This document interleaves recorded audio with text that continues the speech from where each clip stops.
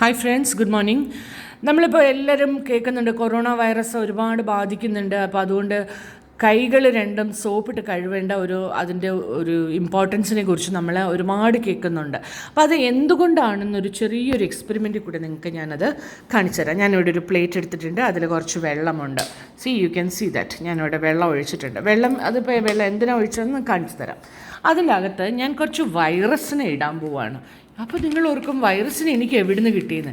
Actually virus എന്ന് പറയുന്നത് ഇപ്പം ഞാനിവിടെ കുറച്ച് കുരുമുളക് പൊടിയാണ് ഇടുന്നത്. ഓക്കെ, വൈറസ് എന്ന് നമുക്കിത് സങ്കല്പിക്കാം. സങ്കല്പിച്ചോ എല്ലാവരും? ഗുഡ്. എന്നിട്ട് നമ്മൾ ഈ വൈറസിനെ നമ്മളിങ്ങനെ കൈകൊണ്ട് തൊട്ട് നോക്കൂ. അത് അവിടെ തന്നെ നിൽപ്പുണ്ട് അല്ലേ? നമ്മുടെ കയ്യിലൊക്കെ ആയില്ലേ? ശരി. ഇനി ഞാൻ വെറുതെ വെള്ളം കൊണ്ട് കൈ കഴുകിയാലും വൈറസ് കയ്യിലിരിക്കും. അപ്പം ഞാൻ എന്ത് ചെയ്യുന്നു? ഇവിടെ സോപ്പ് വെള്ളമാണ്, അതിലേക്ക് ഞാൻ എൻ്റെ കൈ ഡിപ്പ് ചെയ്തു. എന്നിട്ട് ഞാൻ ഈ വൈറസ് കണ്ടെയ്ൻ ചെയ്യുന്ന ആ പാത്രത്തിലേക്ക് അല്ലെങ്കിൽ അതിലേക്ക് ഞാൻ എൻ്റെ കൈ ഡിപ്പ്. കണ്ടോ ആ വൈറസ് മുഴുവൻ നീങ്ങിപ്പോയത് കണ്ടോ? ഇതാണ് നമ്മൾ സോപ്പിട്ട് കൈ കഴുകുമ്പോൾ സംഭവിക്കുന്നത്.